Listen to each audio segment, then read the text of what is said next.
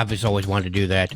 It's time for Alamogordo Town News on Crazy Radio. I'm Anthony Lucero. When it comes to news here on KALH, weather always comes first. Milder weather spreads east while the west heats up. Some spots in the plains will be hitting 20 to 30 degrees above normal. Snow lingers around the Great Lakes and New England. The big stories out west. A strong Pacific storm brings heavy rain, mountain snow, and powerful winds to California with winter storm warnings in the Sierra and high wind alerts along the coast.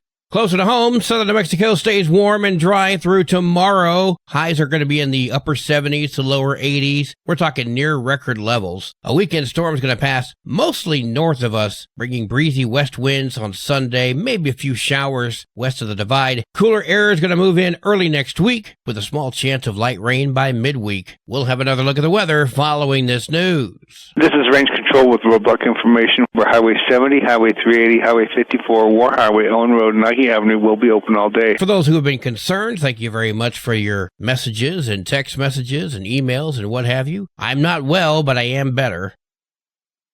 2025 is going to be the year that lives in infamy. What do we have this year? The Rapture, remember that, where everyone disappeared? The longest government shutdown in history, and that caused a bunch of people to starve and die in the streets. Oh, and the penny has been retired as of yesterday, which people really don't know how to handle that. You know, people freak out about a whole lot of nothing. If you visited Holloman Lake, also known as Raptor Lake, the New Mexico Environment Department wants your input. Please take a short survey before November 30th to share how you used the lake, and you may have come in contact with PFAS or forever chemicals. Your responses are confidential and help protect public health. Punch up bit.ly/HollomanNM. Well, starting today, 8th Street from White Sands to Delaware will be closed for patchwork in preparation for paving. Crosstown construction crews will be on site. Please plan alternate routes and avoid the section if you can. City officials thank you in advance for your patience as these workers work to complete the project safely and on time. The Village of Tularosa has new office hours. Village Hall will now be open Monday to Friday, 8 to 4. The MVD will be open 8 to 3:30, closing from noon to 1 for lunch. That's the Village of Tularosa. If you have any questions, check out their Facebook page. Alamogordo is going green in a very brilliant way. Parks and Recreation and Public Works have teamed up with Naturally Balanced Farms to launch a goat grazing program to tackle weeds in ditches and drainage basins. Starting at the 16th Street ditch, these four-legged landscapers are reducing the need for chemicals and heavy machinery. So if you have some time, stop by and see the goats in action. They're working hard and taking lunch breaks too. New Mexico schools are cracking down on smartphones in classrooms. Cloudcroft Middle School is using Yonder pouches. That's a magnetic case that locks a child's phone away for the day. They report big gains in test scores and a drop in cyberbullying. Cloudcroft Middle School Principal Nolene Adams appeared on KRWG. I see them socially interacting more. They're more professional in their communication with teachers. I was dealing a lot with cyberbullying, and then the very next year we implemented Yonder pouches, and I rarely have to do that anymore, so it's really nice. It's actually helped a lot. Enforcement in larger districts is tricky. State lawmakers are betting limiting phone use can restore discipline and academic performance, putting student learning back in the spotlight. Community Power New Mexico and Otero County People for Democracy are teaming up for a community food drive to support Runner's Refuge. Please bring non-perishable foods, paper goods, and hygiene items this Saturday from 9 until 3. You can drop them off at St. John's Episcopal Church. Everyone is invited to lend a hand to our neighbors and keep Alamogordo strong. Help make sure every table is full this holiday season by donating to local food banks in Otero County and Alamogordo so families can enjoy meals for Thanksgiving and Christmas. Drop off those donations at Taberta, the Otero County Administration Office, or the Otero County Sheriff's Department. Together we can make holidays brighter for everyone. Also, help keep local kids cozy this winter. The Tularosa Booth Euster's Kids Coat Drive is happening now through the end of the month. You can donate new or gently used coats at the Tularosa Village office, the NMDOT Thule Project office, First Savings Bank of Thule, or La Luz Dirt and Paving. Every coat makes a difference. Help warm hearts and homes this winter.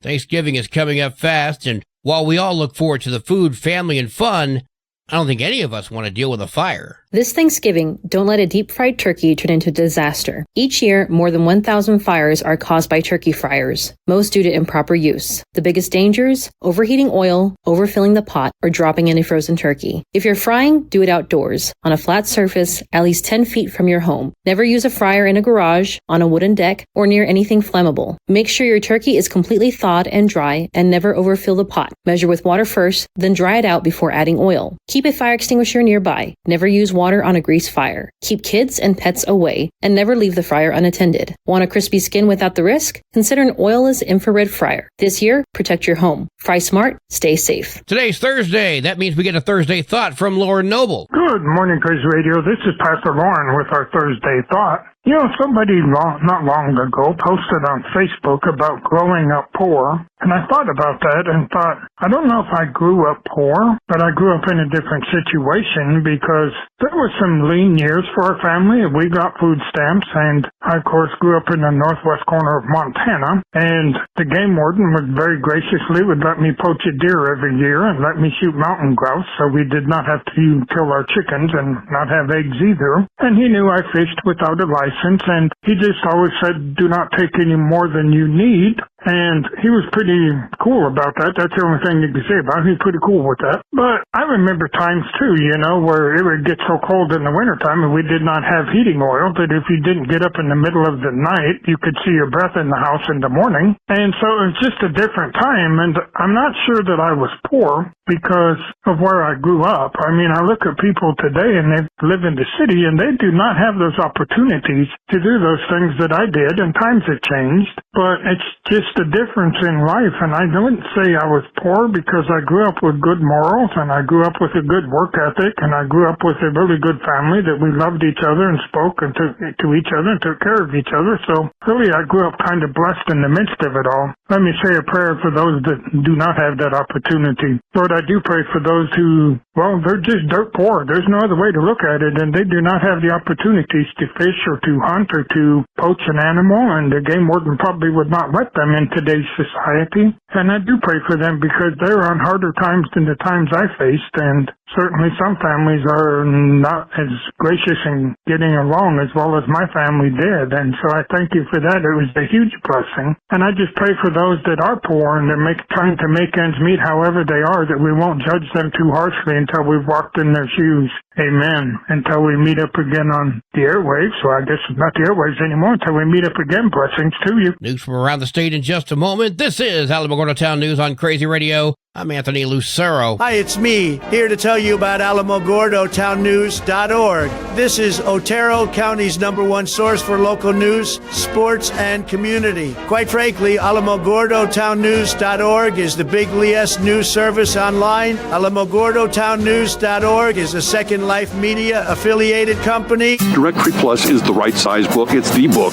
if you need a phone book. That's what just one person has to say about Directory Plus. With its red cover, features, colorful yellow pages, and lots more, it's no wonder people all over use Directory Plus. It has so much more information. You can cross-check phone numbers or addresses or pretty much anything.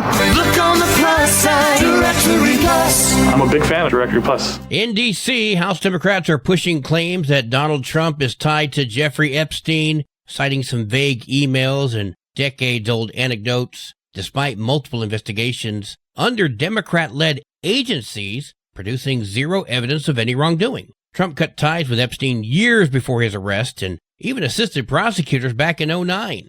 Critics say Democrats, including Representative Melanie Stansbury, are using the Epstein files to manufacture scandal and distract from their failures. Republicans are noting there's simply no credible proof of linking Trump to the Epstein crimes. Stansbury appeared yesterday on TMZ. I think it's important to note that in that very same email, and it's a very short email, he ends the sentence by mentioning the police. So not only does it implicate Donald Trump in hanging out with the victims of Jeffrey Epstein's sex trafficking, hanging out at Epstein's house, not barking, but he specifically mentions the police. So the question is, what was Donald Trump doing at Epstein's house? Trump and Epstein both lived at Mar-a-Lago.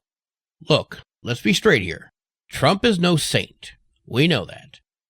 But if there was anything to this Epstein connection at all, the Democrats would have used it during the election.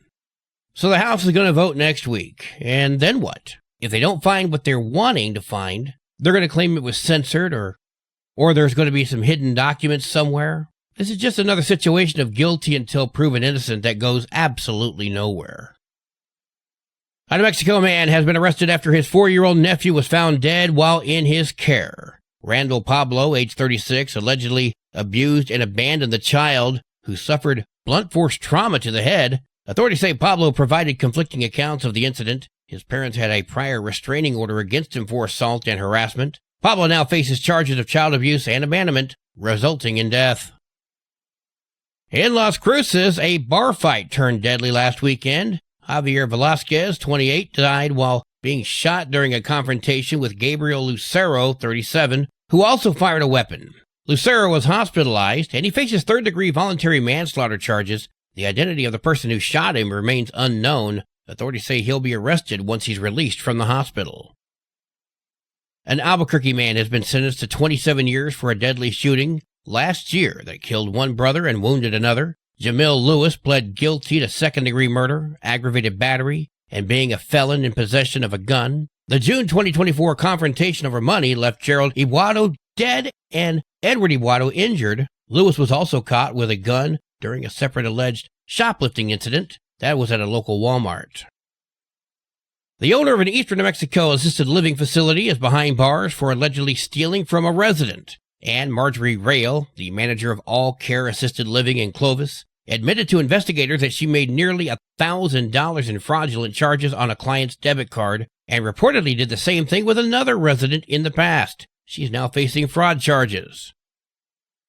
The former DWI King of New Mexico, Sergeant Toby LaFave, has been quietly fired by the state police after an internal investigation tied to a long-running DWI corruption scheme. LaFave was once the face of the state's End DWI campaign and responsible for hundreds of drunk driving arrests, but he was placed on administrative leave in February while the feds reviewed his credibility. And during that time, he reportedly collected nearly $80,000 in paid leave. New Mexico State Police Chief Troy Weisler spoke with KRQE. I've been doing this a long time, so you think that you've seen it all, but then something like this happens and you realize that you haven't. Prosecutors have since dropped about 40 of his pending DWI cases. No charges have been filed against LaFave. The trial over the removal of McKinley County District Attorney Bernadine Martin has been postponed. This was originally set for December 1st, but the New Mexico Supreme Court reset it for March 2nd through the 4th after Martin requested more time to prepare. Attorney General Raul Torres filed to remove Martin at Governor Michelle Lujan Grisham's request, citing case dismissals that let serious criminals go free, misuse of taxpayer funds, and a hostile work environment. Martin denies these allegations and claims her constitutional rights were violated. What about the constitutional rights of the people that live in McKinley County, the ones who are in danger because you didn't do your job and prosecute these criminals? Sports and weather are coming up next. This is Alamogordo Town News on Crazy Radio. I'm Anthony Lucero. They are role models and educators. Their work requires a great deal of time and energy for very little pay. Who are these unsung heroes? Thanks, Coach. Thanks, Coach. The simple truth about education-based athletics in New Mexico is this. Without a committed team of coaches and administrators, it just wouldn't be possible. School sports, they bring out the best in all of us. This message presented by the New Mexico Activities Association and the New Mexico Athletic Directors Association. For those interested, during the commercial breaks, I am drinking hot tea with honey and coughing a lot. 40 matches for New Mexico volleyball today, including Redoso at Tehachapi. New Mexico Military Institute heads to Sandia Prep. Your Crazy Radio spot-on weather forecast for the Tularosa Basin today calls for mostly sunny skies, partly cloudy tonight, sunny tomorrow. Your high today of 75, low tonight of 51, high tomorrow 78 degrees. In Cloudcroft, mostly sunny skies today, partly cloudy tonight, sunny tomorrow. Your high today of 57, low tonight of 39, high tomorrow 59 degrees. Local breaking news can be found on our website, alamogordotownnews.org, and you can learn more about Crazy Radio by visiting kalhradio.org. Also, check out the Crazy KALH Radio YouTube channel. That's where we post our daily newscasts, complete interviews, and other information which concerns everyone in the Tularosa Basin. Be sure to give this video a like and subscribe to our channel if you've not done so already. That way you too can remain informed of the goings-on in the Tularosa Basin. And that concludes this Thursday edition of Alamogordo Town News on Crazy Radio. I'm Anthony Lucero. We'll see you tomorrow.